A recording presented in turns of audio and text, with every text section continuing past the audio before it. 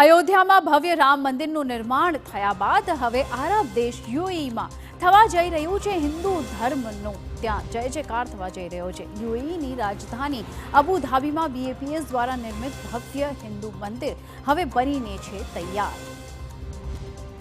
સંયુક્ત આરબ અમીરાતની રાજધાની અબુધાબીમાં સનાતન ધર્મ અને કરોડો લોકોની આસ્થાના પ્રતીક સમાન ભવ્યાતિ ભવ્ય હિન્દુ મંદિરના ઉદ્ઘાટનની હવે ઘડીઓ ગણાઈ રહી છે।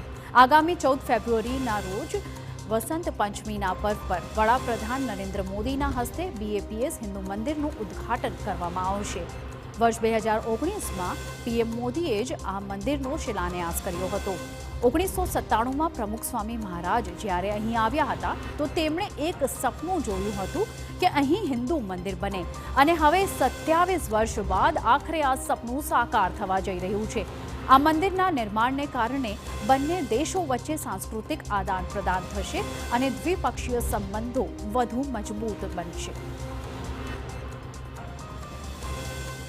આ હિન્દુ મંદિર દુબઈ અબુધાબી હાઈવે પર અબુ મુરીખામાં 27 એકર જમીન પર ગુલાબી સેન્ડસ્ટોન અને સફેદ માર્બલથી બનાવવામાં આવ્યું છે। મંદિરની ઊંચાઈ 108 ફૂટ છે, જેમાં 40,000 ક્યુબિક મીટર માર્બલ અને 180,000 ટન મેટ્રિક સેન્ડસ્ટોનનો સમાવેશ થાય છે। આ મંદિર બનાવવા માટે વૈદિક સ્થાપત્યોનો ઉપયોગ કરવામાં આવ્યો છે। મંદિરના મુખ્ય ગુંબજમાં પૃથ્વી, જળ, અગ્નિ, આકાશ અને વાયુની સાથે અરબી આર્કિટેક્ચરમાં ચંદ્રમાને દર્શાવાયો છે, જેનું મુસ્લિમ સમાજમાં પણ ખૂબ મહત્વ છે।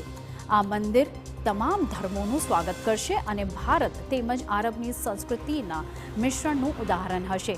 મંદિરની દિવાલો પર અરબી ક્ષેત્ર, ચીની, એઝટેક અને મેસોપોટેમિયાથી 14 કહાનીઓ હશે, જે દરેક સંસ્કૃતિઓમાં જોડાણ દેખાડે છે। મંદિરના ગેટ પર રેતીના ઢગલાની રચના કરાઈ છે, જેને 7 અમીરાતમાંથી રેતી લાવીને બનાવાઈ છે। આગળ ગંગા, યમુના અને સરસ્વતીનો સંગમ છે, જેમાં મુખ્ય પ્રવેશદ્વાર પહેલા સીડીની બંને તરફ ગંગા અને યમુનાનો પ્રવાહ રહેશે અને સરસ્વતી નદીની કલ્પના એક લાઇટથી કરાઈ છે। ગંગા સાથે 96 ઘંટોને સ્થાપિત કરાયા છે, જે 96 વર્ષની તપસ્યા દર્શાવે છે।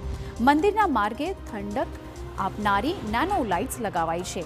મંદિરની જમણી બાજુ ગંગા ઘાટ છે, જેમાં ગંગા જળની વ્યવસ્થા હશે।